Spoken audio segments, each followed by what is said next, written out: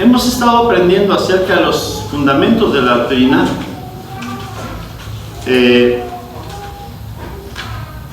Y bueno, hemos visto ya varias cosas. El texto base de esta enseñanza está en Hebreos 6, 1 al 3, que dice: por lo tanto, dejando ya los rudimentos de la doctrina de Cristo. ¿Y si se acuerdan qué son rudimentos?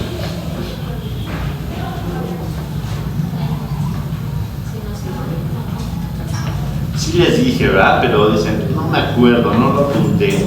Bueno, dijimos que un fundamento es una base, es un cimiento, ¿no? Dejando ya los rudimentos de la doctrina de Cristo, vamos adelante a la perfección. No echando otra vez el fundamento, o el rudimento, y dice, fíjate lo que dice, del arrepentimiento de obras muertas. Y esa es una doctrina básica, es una de las doctrinas fundamentales que como creyentes sostenemos o mantenemos. Otra de las doctrinas es la de fe en Dios. La doctrina de bautismos es otra, la de imposición de manos es otra doctrina, la resurrección de los muertos es otra, el juicio eterno es otra, y bueno, me faltó la primera, que dice la doctrina de Cristo, que es la principal o la básica. ¿Sí? Y vamos a ir viendo cada una de estas doctrinas, y es una enseñanza larga. Por eso yo los invito a que no falten. ¿Sí? Estamos procurando subir ya las enseñanzas a Facebook o incluso a YouTube, ¿verdad? Pero, pues no se confíen, ¿sí? Porque la bendición se recibe en donde los hermanos habitan juntos. Amén. La palabra. Amén. Ok. Bueno, con respecto a esta doctrina fundamental del arrepentimiento de obras muertas, vimos que una obra muerta es todo tipo de intento o acción que está fuera de la voluntad de Dios por alcanzar a Dios, por alcanzar salvación. Sabemos que eso que mucha gente hace, que muchas religiones te dicen hay que hacer esto, aquello, el otro y demás para que el Señor tenga piedad de ti, te alcance y logre salvación. Nada tienen que ver con la verdad. La verdad es que la salvación es por fe, ¿sí? Como nos dice el libro de Efesios. Entonces, esta doctrina, a través de esta doctrina veíamos también, bueno, aprendimos lo que es el pecado, ¿sí? Y que cuando uno peca, uno está caminando en la dirección equivocada del camino de justicia que Dios quiere. Por ello más bien, ¿sí? Nosotros debemos estar siempre conscientes de que si nuestra relación con Dios se estrecha o se rompe, estamos a la deriva. ¿Sí? Si dejamos de buscar a Dios, si dejamos de estar en donde debemos estar, y me refiero a la lectura de su palabra, me refiero al tiempo de oración y me refiero a congregarnos, ¿sí? Simple y sencillamente nuestra relación con Dios se estrecha, se adelgaza más bien, ¿sí? Y es fácil entonces que los ataques del maligno penetren. Bien, vimos que hay varias definiciones de pecados en el Nuevo Testamento. Una de ellas la vimos en Romanos 14, 23, que dice: todo lo que no es de fe es pecado. Y ahondamos en ello, ¿sí? La segunda definición que encontramos está en Juan, 1 Juan 3, 4. ¿Sí? Me estoy yendo un poquito rápido porque es un resumen breve, ¿sí? de lo que ya vimos. Esto si lo tienen ahí en Facebook, si lo quieren retomar, los que no lo han visto, y para que tengan todo el contexto, ya está ahí arriba. La segunda definición, dijimos, está en 1 Juan capítulo 3 verso 4, y dice: cualquiera que hace pecado traspasa también la ley. ¿Sí?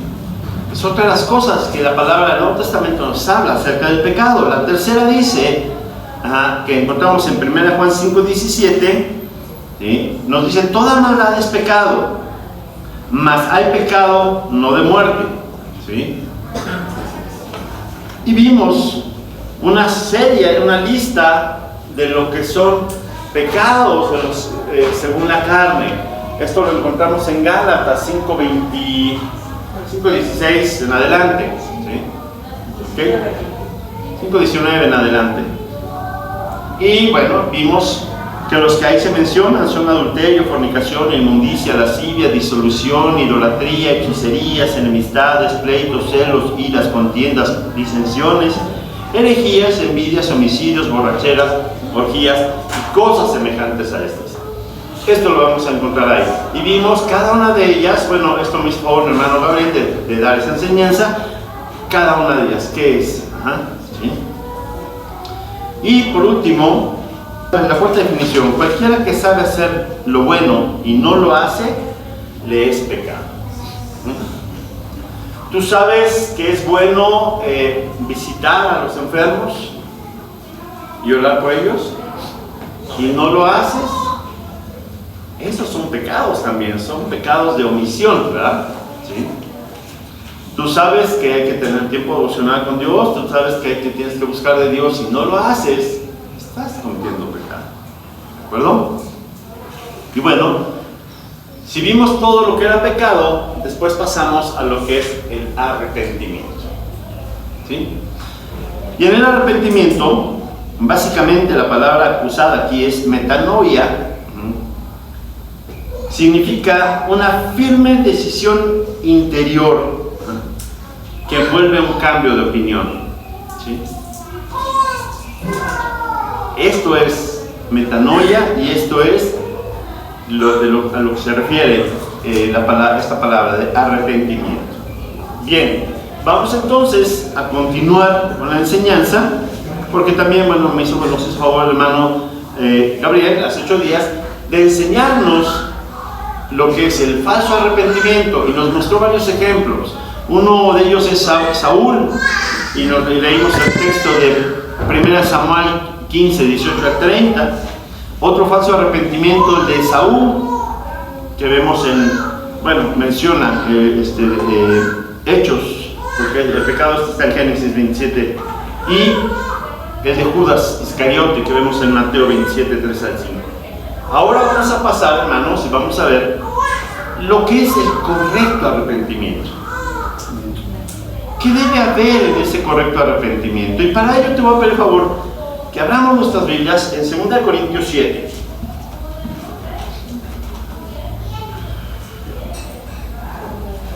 ¿Corintios qué?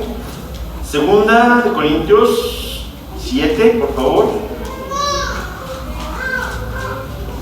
Y vamos a leer, o permítanme que les lea los versos. Voy a leer desde el 9 para tener el contexto, ¿sí? Dice la palabra de Dios: ahora me gozo, no porque hayáis sido contristados, sino porque fuisteis contristados. ¿Para qué? Para arrepentimiento. Porque habéis sido contristados según Dios, para que ninguna pérdida padecieses por nuestra parte. Y aquí aclara, y fíjate en el verso 10: porque la tristeza que es según Dios, ¿qué produce? Arrepentimiento para salvación. ¿Sí? De que no hay de qué arrepentirse. Pero la tristeza del mundo produce muerte. Sabemos constantemente, vemos en las noticias personas que se suicidan. Y no es la única forma en que el pecado produce muerte o el falso arrepentimiento, pero es el claro ejemplo de aquella persona que se siente, no se halla sin salida, se siente sin salida, ¿sí? Y en su falso arrepentimiento busca la salida fácil, le llaman, ¿sí? ¿Por qué? Porque no es un arrepentimiento que venga de parte de Dios, no es un sentir de parte de Dios, no es tristeza que el Señor te haga sentir para arrepentimiento, sino es una tristeza que produce muerte. ¿Sí? Ahora, no siempre tiene que ser muerte física. ¿Sí? Estamos hablando también de muerte espiritual, ¿verdad? Separación de Dios. ¿Sí? Toda tristeza que no proviene de Dios va a producir muerte, va a producir un sentimiento interior de vacío. Hoy leí en la mañana, permítanme, déjenme ver si lo encuentro rápidamente, en un devocional, algo que me pareció muy interesante y que creo que es oportuno tocar ahorita. Si puedo y si me deja el teléfono aquí abajo porque la señal no es muy buena.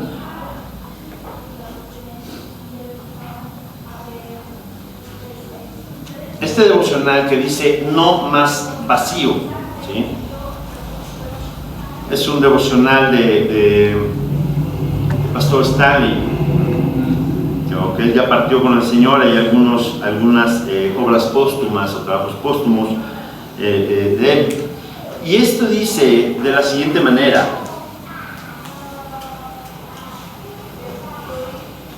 la palabra francesa pensées, que significa pensamientos, o de esa palabra, el filósofo religioso y matemático Blaise Pascal hablaba del hambre que siente la humanidad y que no puede saciarse con el esfuerzo humano. Vale la pena leer el pasaje, así que hagámoslo juntos, dice. Pascal escribió: ¿qué otra cosa proclama este anhelo y esta impotencia, sino que hubo una vez en el hombre una verdadera felicidad, de la que ahora solo queda la huella y el rastro vacíos?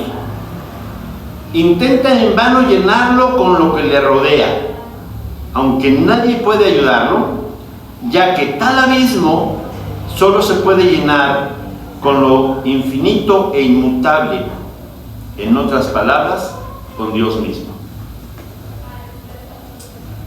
Y realmente tú dices, ok, hemos hablado, yo creo que es un tema que ya hemos hablado, de que mucha gente siente un vacío, ¿sí? Y yo siempre lo he visto así como un rompecabezas, ¿no? En el cual solamente la pieza indicada va a entrar ahí. Pero el verlo desde esta perspectiva me hizo darme cuenta de algo. ¿A partir de cuándo empezó a estar ese vacío? A partir del rompimiento entre Dios y Adán. Así es. En el pecado de Adán fue quitada esa pieza, porque él tenía una comunión perfecta con Dios, pero se rompió esa comunión por el pecado. Y ahora el mundo quiere llenar ese vacío con lo que le rodea, ¿sí? Dinero principalmente, ¿no? Autos, casas, drogas, alcohol, infinidad de cosas. Pero bueno, antes de seguir adelante, vamos a decirle: eterno Dios Padre, gracias te damos, Señor, porque tú revelas cosas preciosas cada día, Señor. Te pido, eterno Dios, Señor, que esta palabra, Señor, sea, Señor Dios, esa semilla que cae en buena tierra. Hoy aquí hay buena tierra, Señor. Y sabemos y creemos, Padre, que la semilla sembrada habrá de dar fruto. Padre, te pido, Señor, que haya en cada corazón la disposición de aprender de ti, de escucharte, de alabarte. En el nombre de Jesús. Amén. Bien. Entonces leíamos: porque la tristeza que es según Dios produce arrepentimiento. Ahora, me voy a ir un poquito más atrás para tener el contexto completo. Pablo en su segunda carta a la iglesia de Corintios amonesta fuertemente a la iglesia. De hecho, desde la primera carta lo hace también. Pero él sentía cierta incertidumbre de cuál iba a ser la reacción de la iglesia. Pero él se alegra, se agrada de ver que esa llamada de atención, ese jalón de orejas, llevó a la iglesia a una mayor búsqueda de él, lejos de apartarse. Y esto es algo que las iglesias hoy día no han entendido. A la iglesia hay que hacerle ver en qué estamos mal. Debemos entender en qué estamos mal para ser corregidos. No ser apapachados en el pecado. ¿Sí? Si Pablo se hubiera hecho, como dicen por ahí, de la vista gorda, y hubiera decidido voltear hacia otro lado y dejar que alguien más se hiciera cargo o que pasara con la iglesia de Corintios lo que tuviera que pasar, seguramente ni siquiera estaría la carta. ¿Sí? Pero no, finalmente hay que ver que está mal y hay que corregirlo. ¿Sí? Mucha gente hoy día dice, es que no debes juzgar. Claro, no debo juzgar para condenación. Pero claro que debo de juzgar, debo hacer juicios rectos, correctos, según la palabra, que nos lleguen a enderezar el camino. Pero bueno, volviendo al arrepentimiento, esa carta, bueno, Dios, admitirnos, a nadie hemos agraviado, a nadie hemos corrompido, a nadie hemos engañado. Estoy hablando o leyendo capítulo 7, verso 12 en adelante. No lo digo para condenaros, pues ya he dicho antes que estáis en nuestro corazón para morir y para vivir juntamente. Mucha franqueza tengo con vosotros, mucho me glorío con respecto de vosotros. Lleno estoy de consolación, sobreabundo de gozo en todas nuestras tribulaciones. Porque de cierto, cuando vinimos a Macedonia, ningún reposo tuvo nuestro cuerpo, sino que en todo fuimos atribulados. Por fuera conflictos, por dentro temores. Pero Dios, que consuela a los humildes, nos consoló con la venida de Tito. Y no solo con su venida, sino también con la consolación con que había sido consolado en cuanto a vosotros, haciéndonos saber vuestro gran afecto, vuestro llanto, vuestra solicitud por mí, de manera que me regocijé aún más. Porque aunque os contristé con la carta, no me pesa, dice Pablo. Aunque entonces lo lamenté, porque veo que aquella carta, aunque por algún tiempo os contristó, ahora me gozo, porque hayáis sido contristados, no porque hayáis sido contristados, perdón, sino porque fuisteis contristados para arrepentimiento, porque habéis sido contristados según Dios, para que ninguna pérdida padecieses por nuestra parte. Y ahí es donde dice, porque la tristeza que según Dios produce arrepentimiento para salvación, que no hay de que arrepentirse, pero la tristeza del mundo produce muerte. Ahora, ¿qué dice más adelante? Dice entonces, porque he aquí esto mismo de que habéis sido contristados según Dios. Fíjate lo que dice, ¿qué solicitud produjo en vosotros? Número 1, produjo solicitud. Número 2, ¿qué defensa? Número 3, ¿qué indignación? 4, ¿qué temor? 5, ¿qué ardiente afecto? 6, ¿qué celo? Y 7, ¿qué vindicación?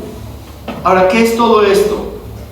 Son características del verdadero arrepentimiento. Si no hay esto, en un arrepentimiento, es un arrepentimiento de labios para afuera. ¿Sí? Es algo que nada más creemos o hacemos no para agradar a Dios, sino para sentirnos mejor con nosotros mismos. ¿Sí?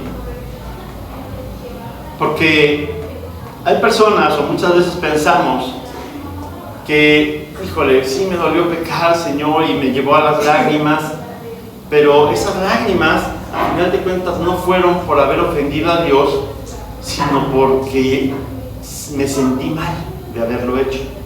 Entonces, no lo estoy haciendo por Dios, lo estoy haciendo por mí. Eso no es un verdadero arrepentimiento. Cuando dice, ¿qué solicitud produjo en vosotros? Esta es la posición correcta de un corazón arrepentido, una pronta disposición a corregir el rumbo. Es estar dispuestos al cambio, a cambiar esa actitud, porque en eso consiste el verdadero arrepentimiento. ¿Sí? Si he pecado porque camino en esta dirección, entonces lo que tengo que hacer es girar y caminar en la dirección opuesta. Eso es un verdadero arrepentimiento. Eso es una solicitud que produce una solicitud en nosotros. ¿Ok? Entonces decíamos, es una posición correcta de un corazón arrepentido, una pronta disposición a corregir el rumbo, no de autojustificarse. ¿Sí? No debemos autojustificar. Ay, es que lo hice porque pues, estaba yo solito. Ay, pues es que lo hice porque me sentí temeroso. Ay, lo hice porque tú me dijiste. Ay, lo hice. No. ¿Sí? Esa es una característica típica del falso arrepentimiento. Aquel que lo hace cuando se le sorprende se vuelve víctima o se hace la víctima. ¿Sí? ¿No lo han visto?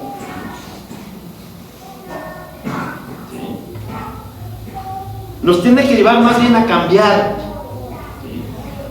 Puede haber un reconocimiento de las consecuencias del pecado, mas sin una verdadera disposición de cambiar. Y esto no puede ser. No puedo decir me arrepiento si no cambio mi dirección. No puedo decir me arrepiento si sigo haciendo lo mismo. Esto se refleja en una actitud de estar dispuesto también a ser ayudado. Y esto es algo a lo que muchas veces se vuelve un freno. ¿Sí? Se vuelve un freno porque ¿cómo le voy a decir a fulanito, a perenganito, al hermano, al pastor, al maestro, que estoy haciendo esto? ¿No? La Biblia nos exhorta, ¿sí?, a confesar nuestros pecados unos a otros. Y obviamente esto no es para condenación, ¿sí? Quienes han pasado ya por el proceso de liberación se han dado cuenta de que antes de orar y de ir hacia la liberación, indagamos un poquito acerca de lo que ha pasado en su vida. Y ahí esto significa abrirnos por completo, decir, he hecho esto mal, he hecho esto. Pero gracias a Dios, porque se ha logrado. Y ustedes, quienes han participado, se han dado cuenta de que en ningún momento he usado eso para juzgarlos, sino para saber en qué dirección debo caminar. Entonces, necesitamos estar dispuestos a ser ayudados si sabemos que no hemos podido. ¿Sí? Hay personas que años caminan en un pecado. Y mientras nadie se dé cuenta, mientras nadie los descubra, mientras no pase otra cosa, entre comillas, ahí siguen. Y pecarán y dirán, ay, otra vez volví a pecar, no puede ser, y dirán y se lamentarán. Pero siguen caminando en esa dirección. Esto no es un correcto arrepentimiento. Si no se puede, si no has podido, acércate a esa persona con quien tengas confianza, pero que tenga conocimiento bíblico. Yo estoy para eso, obviamente, y ustedes lo saben. Pero tal vez digan, no, es que, no sé, pero el pastor no me inspira. Bueno, hay muchos otros hermanos. Tienen que ser así, entre hermanos en Cristo. Y ¿sabes qué, hermano? Estoy pasando por ella, échame la mano, ora por mí, oremos juntos. Porque a eso somos llamados. Mientras no se vea esa necesidad en el corazón, no ha llegado al lugar correcto para iniciar un verdadero arrepentimiento. Es aquí donde se genera la confesión de pecado. Primera de Juan 1:9, por favor.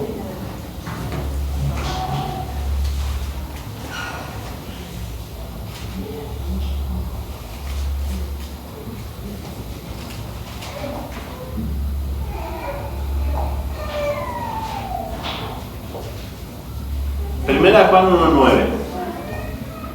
¿Lo tienes, hermano? Amén. Pero si confesamos nuestros pecados, Él es fiel y justo para perdonar nuestros pecados y limpiarnos de toda maldad. Amén. Amén. Es solamente a través de los pies de Cristo, a través de Jesucristo.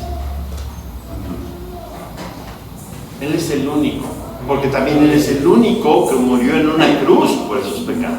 Amén. Amén.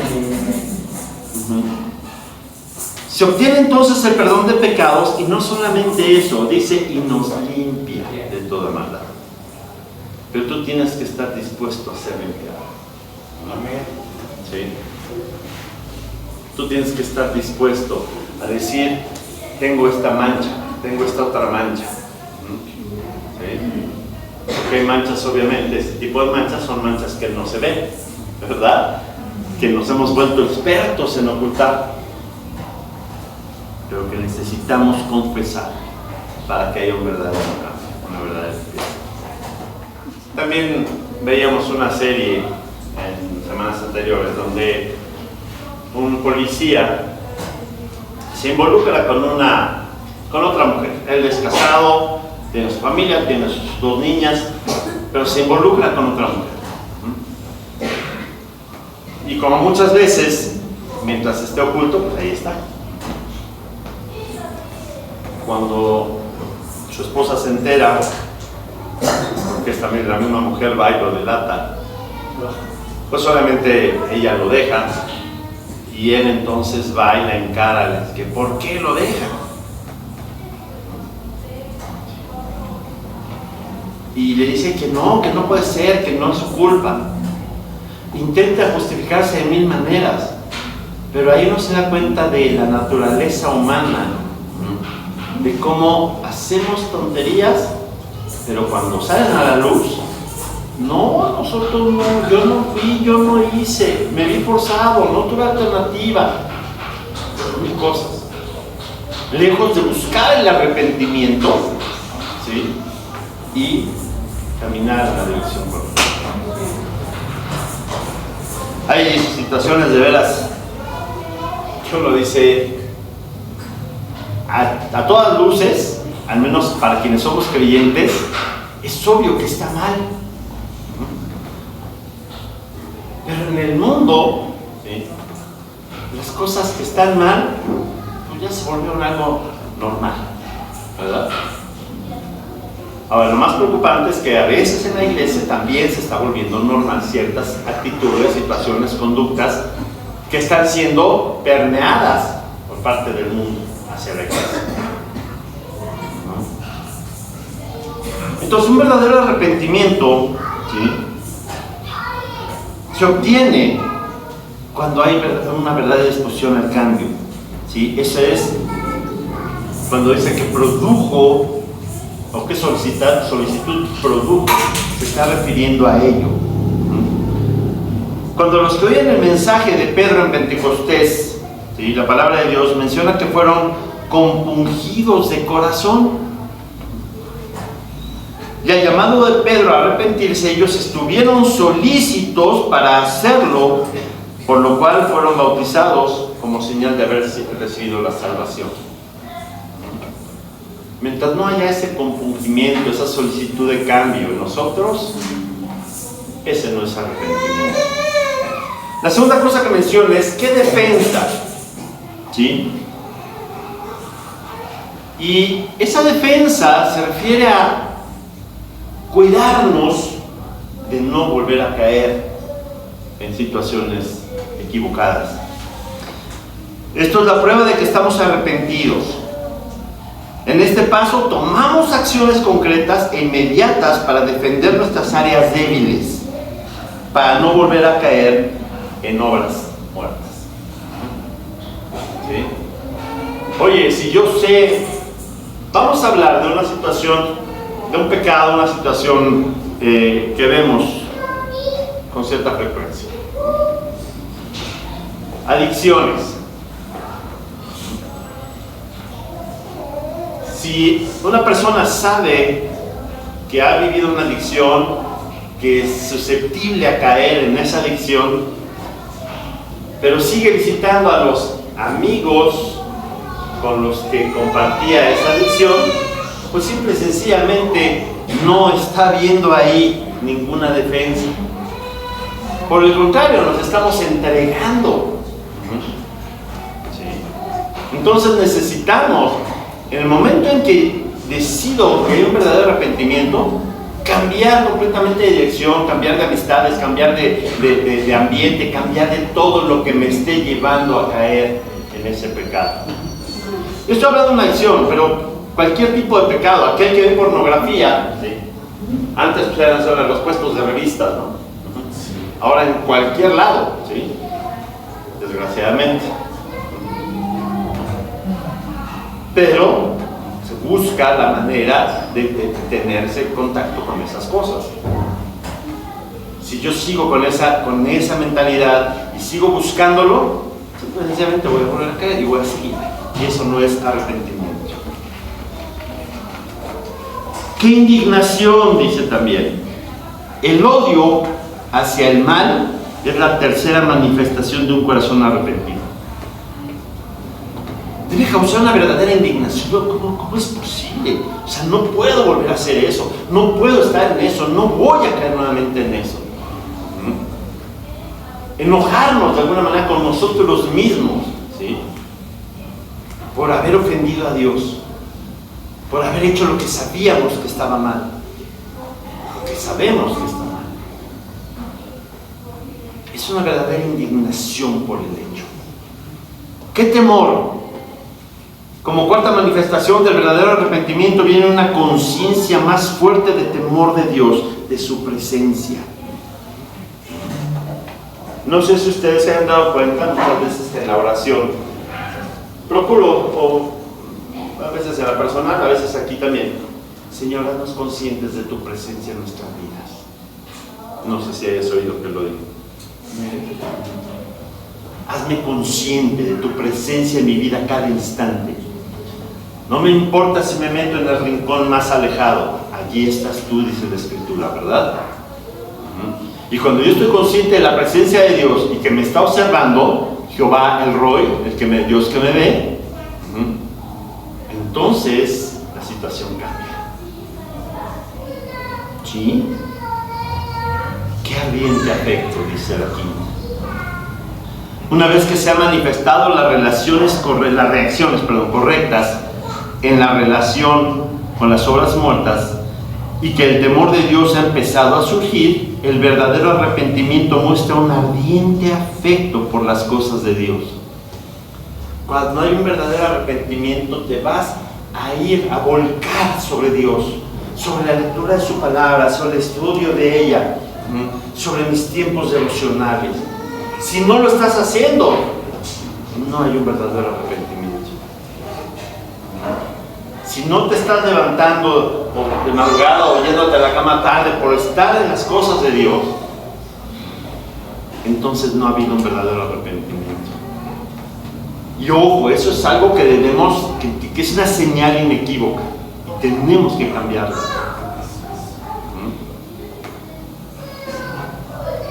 ¿Qué celo? Es la sexta característica.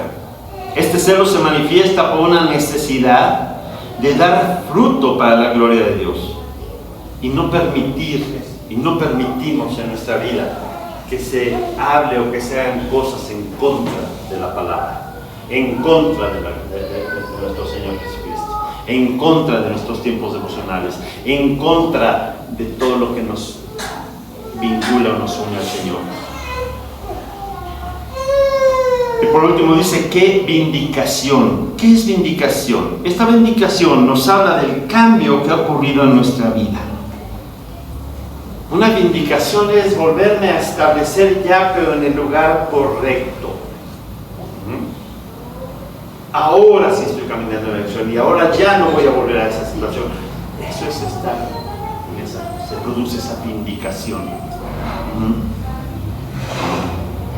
Nos habla del cambio ocurrido en nuestra vida, de una verdadera transformación que ha dejado atrás al viejo hombre y ha entrado en una nueva vida para Dios. ¿Amén?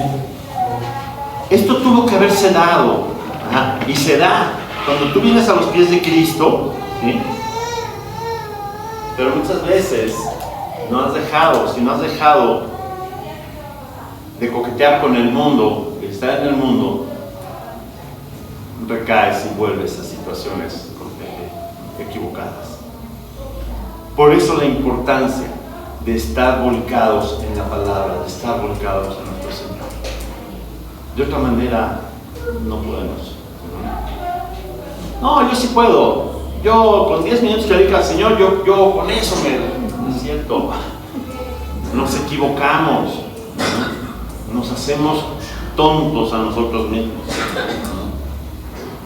Necesitamos estar completamente en esa comunión.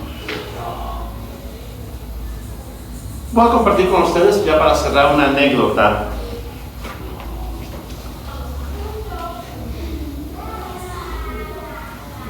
que encontré dentro de la misma enseñanza. Dice: William Burns estaba predicando una tarde al aire libre ante una vasta multitud. Apenas había terminado cuando uno se le acercó tímidamente y le dijo: oh Señor, ¿quisiera usted venir a ver a mi esposa que está moribunda? Burns aceptó. Pero el hombre replicó inmediatamente: oh, tengo miedo de que usted no vendrá cuando sepa dónde está. Yo iré a cualquier lugar donde sea, replicó el predicador. El hombre tembloroso le dijo que era arrendatario del prostíbulo de más baja nota en uno de los peores distritos de la ciudad. No importa, dijo el misionero, vamos. Mientras andaban, el hombre, mirando el rostro del servidor de Dios, dijo: Señor, también yo quiero abandonar esto cuando pueda. Burns replicó: no hay términos de dilación para Dios. Cada vez que el tembloroso publicano trataba de reanudar la conversación respecto al estado de su alma y el camino de salvación, no conseguía sacarle otras palabras que estas: no hay términos de espera o de dilación para Dios. Llegaron por fin al edificio y entraron hasta la habitación de la moribunda. Tras una breve conversación, el servidor de Dios se puso a orar, y mientras oraba, el publicano se deslizó silenciosamente fuera del cuarto. Pero de repente se oyó el sonido de una rápida sucesión de fuertes golpes de martillo. Pareciera que el hombre se hubiera vuelto loco tratando de perturbar aquel solemne momento. ¿Era así? De ningún modo. Cuando Burns salió a la calle, vio el letrero que anunciaba el anunciador de la casa hecho pedazos en el suelo. El hombre se había apresurado a dar fin a su nefando oficio, volviéndose al Señor, quien tuvo de él misericordia. Y al Dios nuestro, que es abundante, que abundantemente perdonó todos sus pecados. Nada ocurrió después de aquel día que desacreditara la realidad de su conversión. Amén. Ese es un verdadero arrepentimiento. Eso es un verdadero arrepentimiento. Y como decía el predicador, no hay términos de dilación para Dios. No podemos decir luego, después, al ratito, mañana. Porque tú no sabes en qué momento el Señor te va a llamar. Nos va a llamar. Y entonces, ¿qué cuentas? ¿Con qué cara vamos a ver al Señor? Si es que tenemos cara para verlo, ¿verdad? Por su gracia, hermanos. Pero no podemos abusar de ella. Porque la palabra de Dios menciona esto como pisar la sangre de Cristo, como menospreciarla. Leíamos en un principio, leí en un principio el Salmo 51, que nos habla de un verdadero arrepentimiento por parte de David. ¿Sí? Y cumple con estas 7 características que hablamos acerca del arrepentimiento. ¿Qué solicitud produjo en vosotros. David dice: ten piedad de mí, oh Dios, conforme a tu misericordia, conforme a la multitud de tus piedades, borra mis rebeliones. Lávame más y más de mi maldad y límpiame de mi pecado. Eso es solicitud por el cambio. ¡Qué defensa!